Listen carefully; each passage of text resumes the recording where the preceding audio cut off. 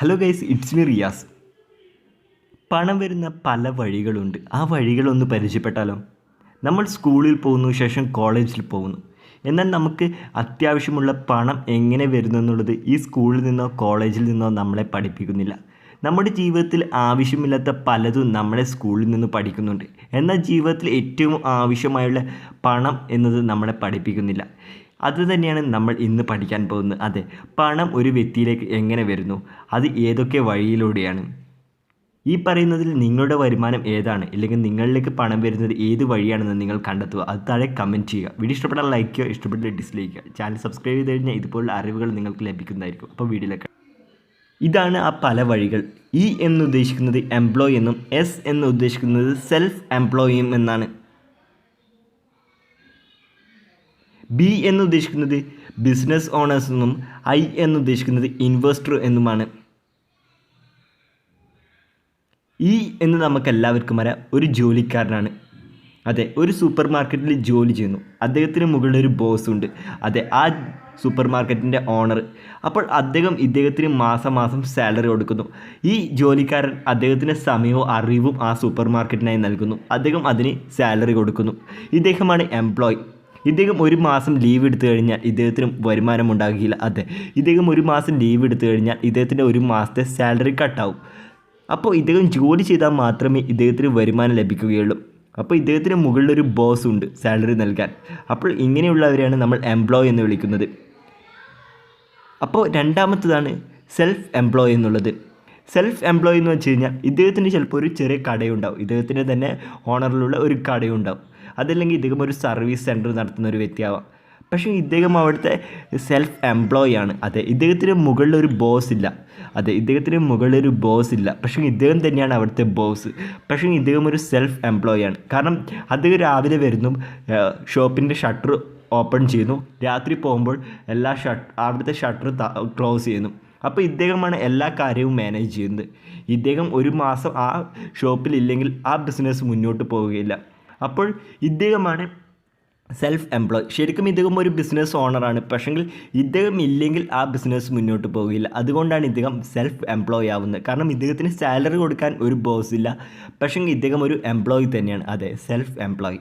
പിന്നീട് വരുന്നതാണ് ബി.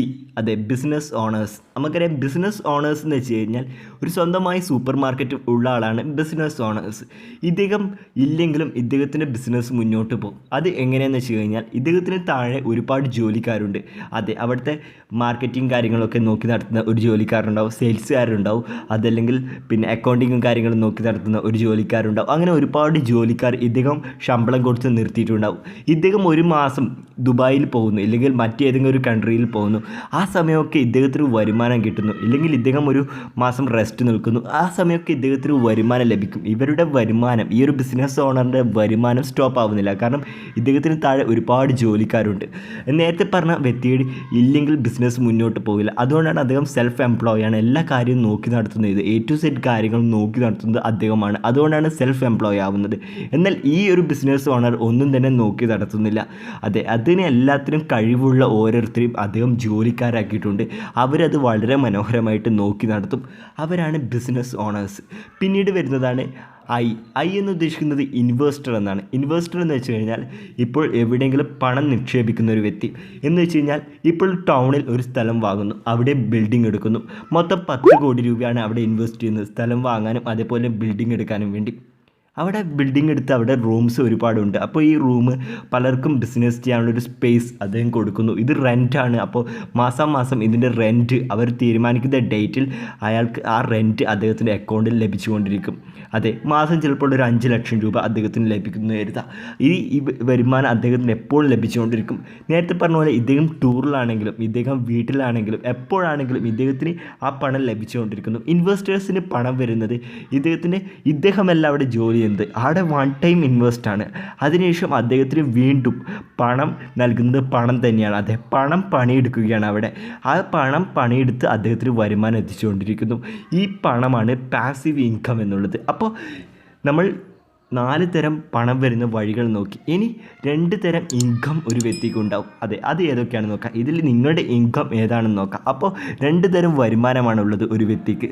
ആദ്യത്തേത് ആക്റ്റീവ് ഇൻകം നേരത്തെ ഞാൻ പറഞ്ഞ എംപ്ലോയീസ്, സെൽഫ് എംപ്ലോയീസ്. അതെ, നമ്മൾ ആക്റ്റീവ് ആണെങ്കിൽ മാത്രം നമുക്ക് വരുമാനം എത്തുന്നത്. കാരണം ഒരു സർവീസ് സെൻറ്റർ നടത്തുന്ന ഒരു സെൽഫ് എംപ്ലോയിയെ സംബന്ധിച്ചിടത്തോളം ആ സർവീസ് സെൻറ്റർ ഓപ്പൺ ചെയ്ത ഒരു ദിവസം മാത്രമേ അദ്ദേഹത്തിന് വരുമാനം ലഭിക്കുകയുള്ളൂ.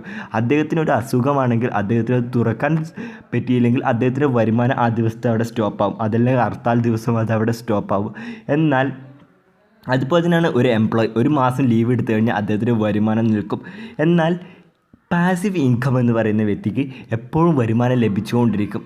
അത് നേരത്തെ ഞാൻ പറഞ്ഞ പോലെ ഇൻവെസ്റ്റേഴ്സിന് അതെ റെൻ്റ് ആവാം, അതല്ലെങ്കിൽ FD വഴി ഇൻട്രസ്റ്റ് ആവാം, ബാങ്ക് ഇൻട്രസ്റ്റ് ആവാം, അതല്ലെങ്കിൽ മറ്റേതെങ്കിലും ഷെയർസ് ആവാം, അല്ലെങ്കിൽ അങ്ങനെ പല വഴികളിലൂടെ ഇവർക്ക് വരുമാനം ലഭിച്ചുകൊണ്ടിരിക്കും. ഇവർ ആക്റ്റീവ് അല്ലെങ്കിൽ ഇവർക്ക് വരുമാനം ലഭിച്ചുകൊണ്ടിരിക്കും.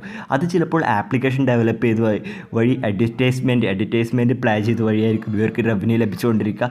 അതല്ലെങ്കിൽ യൂട്യൂബ് വീഡിയോ അപ്ലോഡ് ചെയ്യുന്ന ഒരാളെ സംബന്ധിച്ചിടത്തോളം അദ്ദേഹത്തിന് പാസീവ് ഇൻകം ലഭിച്ചുകൊണ്ടിരിക്കും. അതല്ലെങ്കിൽ ഒരു ബ്ലോഗ് ക്രിയേറ്റർ ആണെങ്കിൽ അദ്ദേഹത്തിന് അതുവഴി ഇൻകം ലഭിക്കും. അങ്ങനെ പാസീവ് ഇൻകം ഒരുപാട് മാർഗ്ഗങ്ങളുണ്ട്. അതിനൊരു വീഡിയോ ഞാൻ ചെയ്യുന്നതായിരിക്കും. അപ്പോൾ ആ വീഡിയോ ലഭിക്കുവാനായി ഈ യൂട്യൂബ് ചാനൽ സബ്സ്ക്രൈബ് ചെയ്യുക. അപ്പോൾ ഇങ്ങനെയാണ് ഒരു വ്യക്തിയിലേക്ക് പണം എത്തുന്നത്. അപ്പം ഇത് നിങ്ങൾ അറിഞ്ഞിരിക്കേണ്ടതാണ്. അപ്പോൾ ഇതിൽ നിന്ന് നിങ്ങളുടെ പണം ഏതാണെന്നുള്ളത് നിങ്ങൾ കണ്ടെത്തുക. അപ്പോൾ നിങ്ങൾക്ക് പണക്കാരനാവണമെന്ന്, റിച്ച് ആവണമെന്ന് ആഗ്രഹമുണ്ടെങ്കിൽ ഈ പറയുന്ന ബി അത് ഐ ഈ രണ്ടും വഴിയിലെത്തണം. കാരണം ബിസിനസ് ഓണേഴ്സോ അതല്ലെങ്കിൽ നിങ്ങളൊരു ഇൻവെസ്റ്ററോ ആയാൽ മാത്രമേ നിങ്ങൾക്ക് റിച്ച് ആവാൻ കഴിയുള്ളൂ. അപ്പോൾ ഇന്നത്തെ വീഡിയോ ഇഷ്ടപ്പെട്ടാൽ ലൈക്ക് ചെയ്യുക, ഇഷ്ടപ്പെട്ടില്ലെങ്കിൽ ഡിസ്ലൈക്ക് ചെയ്യുക. അതോടൊപ്പം ചാനൽ സബ്സ്ക്രൈബ് ചെയ്ത് ബെൽ ഐക്കൺ എനേബിൾ ചെയ്യുക. നന്ദി.